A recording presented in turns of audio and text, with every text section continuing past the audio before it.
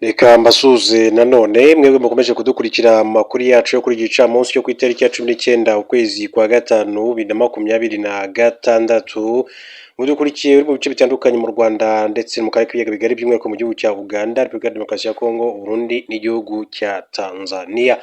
Bazaniye amakuru akomeye cyane ibaye kuri Madame Samia Suluhu, ni perezida w'igihugu cya Tanzania giherereye mu burasirazuba bw'igihugu cy'u Rwanda, ubundi bakunze kuvuga ko ari Repubulika Yunze Ubumwe ya Tanzania. Akaba rero yamaze kugera mu gihugu cy'u Rwanda imbere ndani, ariko kandi hari amakuru akomeye cyane mbazaniye y'ibimaze kumubaho, ariko kandi ndaza no kubaha inshamake y'amakuru y'ingenzi agezweho mbere gato ko tugaruka kuri iyo nkuru. Reka rero mbabwire ko Togo yageze ikirenge mu cy'u Rwanda ikuriraho abanyafurika bose visa. Perezida w'inama y'abaminisitiri ya Togo Faure Gnassingbé yafashe icyemezo cyo gukuriraho abanyafurika bose visa mu gihe bateganya kandi kumara mu gihugu cye iminsi itarenze 30.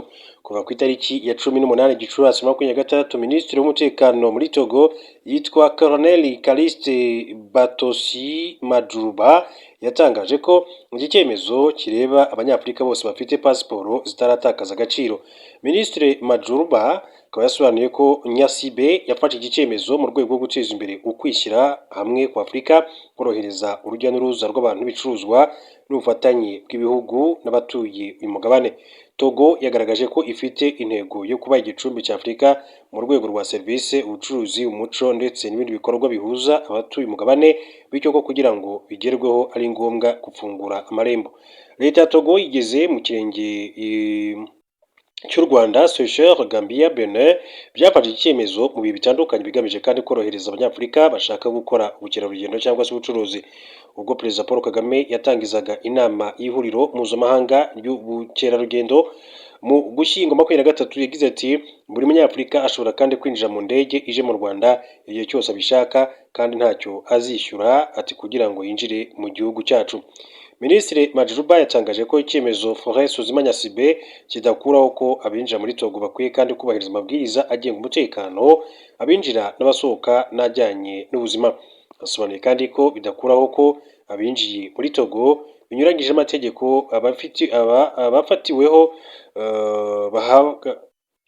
bahaba uburyo butemera amategeko, abafatiwe bahaba uburyo bunyuranyije amategeko, abarenga ku mabwiriza n'umutekano ay'ubutegetsi bagomba kandi kuba bagomba gukurikiranwa muri iki gihugu cya Togo. Reka duhindure ingingo tuve kuri iyi nkuru, mbabwire ko muri Leta Zunze Ubumwe za Amerika hari inkuru ikomeye cyane ivuga yuko umusigiti wo muri Amerika wagabwe igitero, hapfa abantu bagera kuri batatu baguye mu gitero cyagabwe ku musigiti witwa Islamic Center of San Diego muri leta ya California. Abasore babiri kandi bakigabye basangwa bapfuye, bikekwa ko bahise birasa. Icyo gitero cyagabwe ku itariki ya 18 Gicurasi 2026 ahagana saa 6 z'amanywa ku isaha yo muri Amerika. Polisi yahise kandi itabara nyuma yo kwakira amakuru ko hari umuntu wari uri kurasa kuri umusigiti uhereye mu gace kitwa Claremont. Polisi yavuze ko ikiri gukora iperereza ku cyateye urwo rugomo, bigaragara ko rero rufitanye isano n'urwango ku bayisilamu. Umuyobozi wa polisi ya San Diego Scott Wild yavuze ko nubwo batabaye kuri uwo musigiti bitabaye ngombwa ko bakoresha amasasu mu kugarura ituze. Ati nta mupolisi wigeze arasa, ariko iperereza riracyari mu ntangiriro nubwo igitero cyo twahise kandi tugihagarika. Amakuru yatangajwe n'inzego z'umutekano avuga ko umwe mu bapfuye yari umuzamu w'uwo musigiti ndetse yashimiwe uruhare yagize mu gukumira ko icyo gitero kandi gikomera kurushaho. Icyo gitero cyabaye mbere gato y'uko abayisilamu bakoresha umusigiti batangira kandi amasengesho yo ku manywa, ndetse hari abari bamaze kandi kugera imbere mu musigiti. Nubwo abo bagizi ba nabi kandi bashakaga kwinjira mu musigiti ntibabashije kubigeraho kuko bahanganye bikomeye cyane n'umuzamu, nubwo bamurashe ariko byatumye kandi akumira ibyabaye byose bibera hanze musigiti. Nyuma abo bagizi ba nabi kandi bakiri ingimbi kuko umwe yari afite imyaka 17 undi afite imyaka 18, bagerageje kandi guhunga ariko ntibarenga umutaro kuko baje gusangwa bapfuye bombi, bikekwa ko birashe. Amashusho yafatiwe mu kirere agaragaza nyuma y'icyo gitero abantu bari gukurwa aho cyabereye, harimo n'abanyeshuri bo ku ishuri rya Al Rashid School rikorera muri uwo musigiti, bajyanwa ahatekanye muri iki gihugu cya Leta Zunze Ubumwe za Amerika. Hanyuma mu yandi makuru, Minisitiri w'Intebe wa Israel Benjamin Netanyahu yatangaje ko igisirikare cya Israel kiri hafi kurangiza imwe mu ntego nyamukuru cyihaye mu ntambara yo muri Gaza yo kwica abantu bose bagize uruhare mu gutegura ibitero umutwe wa Hamas wagabye kuri icyo gihugu ku itariki ya 7 Ukwakira 2023 kigahitana abarenga igihumbi. Icyo gitero nicyo cyabaye kandi intandaro y'intambara Israel yatangije muri Gaza mu rwego rwo kwihorera ndetse kandi igaragaza ko intego ari ukurimbura burundu umutwe wa Hamas. Minisitiri w'Intebe Benjamin Netanyahu yatangaje ibyo tariki ya 17 Gicurasi 2026 nyuma y'uko igisirikare cya Israel gitangaje ko cyishe Ezzedine al-Haddad wari umwe mu bayobozi bakuru b'umutwe wa Hamas wari ushinzwe ibikorwa bya gisirikare bikorerwa muri Gaza yahitanwe n'igitero cy'indege cyagabwe muri Gaza kuwa gatanu tariki ya 15 Gicurasi 2026. Nyuma y'icyo gitero Netanyahu yahise kandi yibutsa ko ubwo igitero cya Hamas cyo ku itariki ya 7 Ukwakira 2023 cyari kimaze kugabwa kigahitana abantu 1221 muri Israel abandi bagafatwa mu bugwate, yiyemeje kwica ababigizemo uruhare bose kandi ko bari hafi kubigeraho. Yagize ati nasezeranyije ko buri wese wagize uruhare muri ubwo bwicanyi no gushimuta abantu azicwa kugeza ati kuwa nyuma kandi turi hafi cyane kugera kuri uwo muhigo. Benjamin Netanyahu yavuze ko al-Haddad yari umuterabwoba ruharwa ndetse ashimangira ko ibikorwa byo guhiga abayobozi ba Hamas bikomeje haba muri Gaza no mu bindi bice byose byo mu burasirazuba bwo hagati baba barimo. Kuva intambara yatangira Israel ikaba imaze rero kwica abayobozi benshi cyane ba Hamas barimo Ismail Haniyeh wahoze ayoboye ishami rya politike ry'uwo mutwe, Yahya Sinwar wari mu bateguye ibitero byo ku itariki ya 7 Ukwakira 2023 ndetse na Mohammed Deif wari umaze imyaka myinshi cyane ayoboye ibikorwa bya gisirikare bya Hamas. Israel kandi yagabye ibitero ndetse no ku buyobozi bw'umutwe wa Hezbollah no ho muri Liban barimo Hassan Nasrallah wahoze ayoboye umutwe. Netanyahu yongeye kandi gutangaza ko Israel igenzura 60% bya Gaza, ibintu bigaragaza ko yakomeje kandi kwagura ibikorwa bya gisirikare nubwo hari agahenge k'intambara kashyizweho binyuze mu biganiro byayobowe na Leta Zunze Ubumwe za Amerika mu Kwakira 2025. Minisiteri y'Ubuzima ya Gaza kandi ivuga ko abantu nibura 72,763 bamaze kugwa muri iyo ntambara kuva mu Kwakira 2023 kandi abenshi muri bo bakaba ari abasivili nk'uko amakuru akomeza kugenda abishimangira. Akaba rero ari ibyo bakomeza kugenda bivugwa. Hanyuma tugiye kuri madamu Samia Suluhu Hassan, perezida w'igihugu cya Tanzania. Amakuru akaba avuga yuko perezida wa Tanzania Dr. Samia Suluhu Hassan yageze mu Rwanda kuri uyu wa kabiri aho yitabiriye inama yiga ku ikoreshwa ry'ingufu za nuclear muri Afurika ku kibuga mpuzamahanga cy'indege cya Kigali, yakiriwe n'umunyamabanga wa leta muri Minefete ni Dr. Esther Kayitesi. Samia Suluhu Hassan rero asanze abandi bakuru b'ibihugu na za guverinoma, abayobozi bo mu nzego zitandukanye, abahanga mu bya siyansi n'abandi bateraniye muri Kigali Convention Center ahagiye rero kubera inama nyafurika yiga ku iterambere ry'ikoreshwa ry'ingufu za nuclear. Iyi nama izwi nka NEISA Nuclear Energy Innovation Summit for Africa igiye kuba kuva kuri wa 19 kugeza ku itariki ya 21 Gicurasi 2026 Rwanda ruyakiriye ku nshuro ya kabiri nk'uko amakuru abishimangira. Hanyuma kandi nk'uko amakuru akomeza kugenda abivuga, inama izibanda ku ngingo zishingiye ku ikoranabuhanga rigezweho byafasha kubyaza ingufu za nuclear amashanyarazi. Ni ku nshuro ya kabiri u Rwanda rwakira inama murongo wo kurufasha kwimakaza ingufu za nuclear. U Rwanda rwateye intambwe kuri ngingo kuko rumaze kandi imyaka hafi 9 mu rugendo rwo guteza imbere izi ngufu, aho muri 2030 rwihaye intego ko ruzaba rufite uruganda rutunganya amashanyarazi akomoka ku ngufu za nuclear ndetse abakozi basabwa kuba bamaze kuboneka. U Rwanda kandi rwihaye intego ko bitarenze 2050 ruzaba rutunganya hafi megawate imwe n'igice y'amashanyarazi akomoka ku ngufu za nuclear. Uruzinduko rwa Suluhu mu Rwanda kandi rukurikiye urwo Perezida Paul Kagame yagiriye muri Tanzania mu ntangiriro za Gicurasi, rwasize kandi ibihugu byombi byiyemeje kurushaho gukorana mu nzego zitandukanye. Hanyuma tuve kuri iyi nkuru dukomeze tunareba n'andi makuru atandukanye akomeje kugenda avugwa. Gusa reka mbabwire ko umukuru w'igihugu cy'u Rwanda nyakubahwa Perezida Paul Kagame, ubundi tugiye kuri ya nama, akaba rero yashyikirijwe raporo yinjiza u Rwanda mu cyiciro gishya kiganisha ku ngufu za nuclear.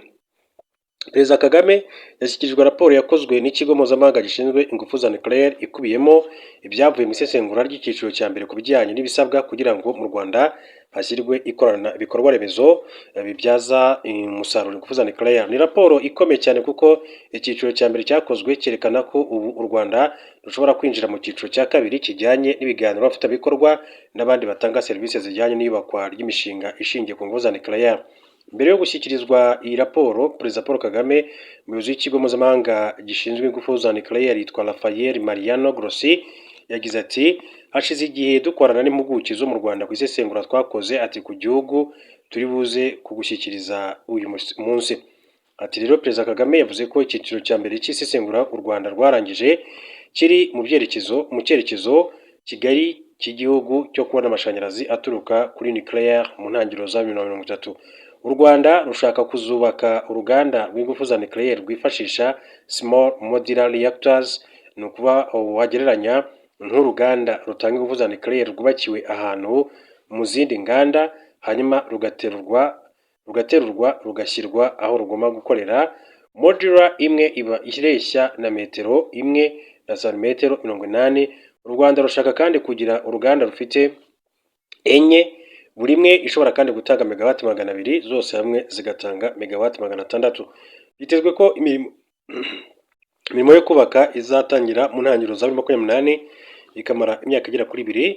Ubusanzwe uruganda rwa nucleaire ruba ari ikintu kinini cyane, ariko izi za small modular reactors zo aba ari nto cyane ku buryo wagereranya n'ingano y'ikigega. Uko wongera umubare w'ibyo bigega niko rero wongera ingano y'umuriro bishobora kandi gutanga. Small modular reactors imwe muzo u Rwanda kandi rushaka rufite ubushobozi bwo gutanga megawati 200 z'amashanyarazi, noneho zikaba enye. Umukuru w'igihugu rero yavuze ko gukoresha small modular reactors aricyo gisubizo kiboneye ku Rwanda n'ibindi bihugu bya Afurika. Ati ku Rwanda small modular reactors nibwo rero uburyo bushoboka, zihuye n'imiterere y'ibihugu byinshi cyane bya Afurika kuko zishobora kandi gushyirwa aho zigomba kandi kujya, ati mu buryo bworoshye kandi zigahuzwa n'umuyoboro muto w'amashanyarazi ku giciro gito. U Rwanda ni igihugu cya 38 giherutse kandi kujya mu bishaka kuba bibyaza amashanyarazi ingufu za nucleaire muri 50. Umukuru w'igihugu yavuze ko ubukungu bw'igihugu bya Afurika budashobora gutera imbere hadashingiwe kandi ku muriro udahagije. Ati yavuze ko rimwe na rimwe rero bituma kandi n'abashoramari bagenda kandi bigura intege mu gushora imari muri Afurika kuko baba batizeye umuriro. Perezida Kagame yavuze ko kandi bitewe n'ahantu ibintu biri kugana, ibigo by'imari byatangiye kandi gushyira ingufu za nucleaire mu zitangiza ibidukikije zikwiriye guterwa inkunga. Ati ibyo bituma kandi haboneka amahirwe mashya. Muri 2050 Perezida Paul Kagame yavuze ko Afurika izaba ifite abaturage benshi cyane bari ku isoko ry'umurimo, kandi ayo ari amahirwe akwiriye kubyazwa umusaruro, ariko ko kugira ngo bishoboke bigomba kandi gutegurwa ubu. Yavuze ko bigomba kandi kujyana no gukorana hagati y'ibihugu.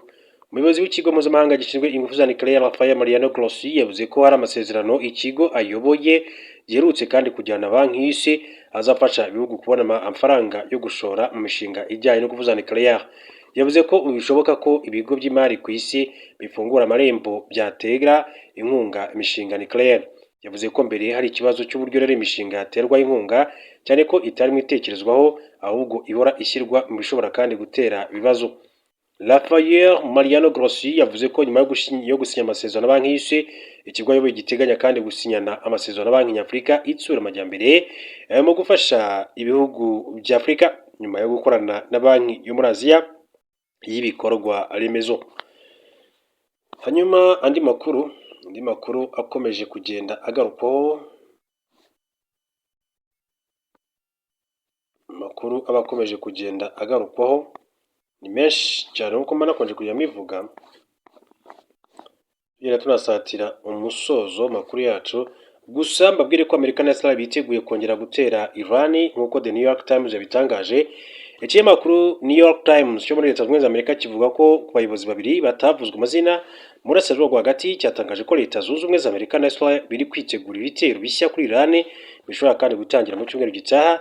Nkuko bivugwa n'abayobozi bombi basabye kudatangaza amazina yabo, imyiteguro ya Amerika na Israel bivuga ko ariyo myiteguro minini cyane ya gisirikare imaze kubaho kuva aho imirwano yahagaritswe. Minisitiri w'ingabo wa Amerika Peter Hegseth akaba yarabwiye inteko ishinga amategeko muri iki cyumweru ko Pentagon ifite gahunda yo ku bintu bitandukanye birimo kwimura ibirindiro bya gisirikare, kongera cyangwa se kwagura intambara nibiba ngombwa, ndetse no kugabanya no gukura abasirikare muri ako karere. Ikinyamakuru The New York Times rero cyasubiyemo amagambo y'abayobozi b'Amerika bavuga ko Perezida Donald Trump rero aramutse afashe icyemezo cyo kugaba igitero, bumwe mu buryo ni igitero gikomeye cyane cy'indege ku nyubako za gisirikare za Iran n'ibikorwa remezo, ubundi buryo ni igikorwa cyo ku butaka kigamije kandi gukuraho ububiko bwa uranium ikungahaye cyane muri Iran, bikekwa ko yashyinguwe mu bisigazwa by'amabuye nyuma y'ibitero byabanje kandi ku nyubako za nucleaire mu ntambara yamaze iminsi 12. Hagati ariko umwe mu bayobozi bakuru ba Israel yasubiwemo na televiziyo ya Channel 12 avuga ko Israel irimo kwitegura gusubira mu ntambara na Iran igihe icyo ari cyo cyose. Byinshi cyane bikomeza kugira bivugwa muri aya makuru, gusa iyi nkuru ni inkuru twagarutseho kamabwira ko yitwa Shakira igizwe umwere ku cyaha cy'uburiganya bw'imisoro. Urukiko runategeka ko asubizwa miliyoni z'amadolari.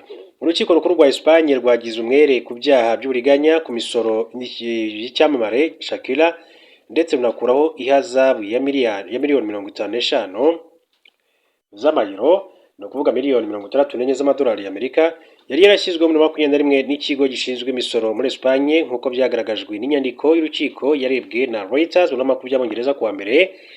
Abunganizi ba Shakira bavuga ko ubujurire bw'uyu muhanzikazi uzwi ku izina ku ndirimbo nka Hips Don't Lie bwategetse Minisiteri y'Imari kumwishyura miliyoni zisaga 60 z'amayero, no miliyoni 70 z'amadolari harimo n'inyungu. Umucamanza yemeje ko abategetsi bananiwe kandi kwerekana ko Shakira yamaze iminsi irenga 183 muri Espagne muri 2011 nk'uko amategeko kandi ya Espagne abiteganya, kugira ngo afatwe nk'umuturage utanga imisoro muri icyo gihugu. Umucamanza kandi yemeje ko abategetsi bananiwe kwerekana ko Shakira yamaze iminsi irenga 183 muri Espagne muri 2011 nk'uko amategeko ya Espagne biteganya. Icyo gihe rero ikigo gishinzwe imisoro cyari cyaravuze ko Shakira yarafitanye isano na Espagne binyuze mu mubano we n'uwahoze ari umukinnyi w'umupira w'amaguru wa FC Barcelona Gerard Piqué, kandi ko yarafite ibikorwa bye muri icyo gihugu kiri mu nyanja ya Mediterane. Ariko urukiko rukuru rwemeje ko amande atemewe n'amategeko kuko yashingiye ku gitekerezo cy'uko inzu ye yari ifite ibirarane by'imisoro muri Espagne mu mwaka w'ingengo y'imari wa 2011, ikintu kitigeze kigaragazwa. Ibirimo ibipimo byagaragaje ko hari abandi bantu banduye mu burasirazuba bw'igihugu cya Repubulika ya Demokarasi ya Kongo bijyanye n'indwara ya Ebola. Umuyobozi w'ikigo cy'igihugu cy'ubushakashatsi mu binyabuzima yemeje ubwandu bushya bwa Ebola mu bipimo byakusanyijwe mu burasirazuba bwa Kongo. Mu bipimo 8 byafashwe ikatwa muri Kivu y'Amajyaruguru, 2 bapimwe basanze banduye indwara. Muri Bunia ibipimo kandi 4 muri 6 byagaragaje ko banduye, harimo umuganga umwe w'umunyamerika wakoraga muri misiyoni y'abaprotestanti muri icyo gihugu. Ejo hashize kandi Profeseri Jean-Jacques Muyembe, ni umuhanga mu kuvura indwara z'ibyorezo, yahishuye ko ari umugore ubu uri kuvurirwa i Goma, umujyi munini cyane mu burasirazuba bwa RDC utuwe n'abaturage bagera ku 150. Byatumye u Rwanda ruhagarika urujya n'uruza rw'abantu ku mupaka wabwo. BBC yasabye kugira ngo rero icyo bivugaho n'ikigo gishinzwe ibikorwa by'ubutabazi bw'ubuzima, ariko ntibaragira icyo bavuga. Kuva icyorezo cya Ebola kandi cyatangira ku nshuro ya 17 muri iki gihugu rero kuri uyu wa gatanu, umubare w'abanduye wazamutse ugera kuri 17 banduye muri laboratwari, 12 mu ntara y'Ituri, 3 muri Kivu y'Amajyaruguru, abandi 2 babonetse i Kampala mu gihugu cya Uganda. Rero ari ibyo ngibyo biba bikomeza kugenda bivugwa, gusa nanabashimira cyane nko bifuza komeza kugira byiza. Gusa turaza gusubira mu makuru masaha y'umugoroba.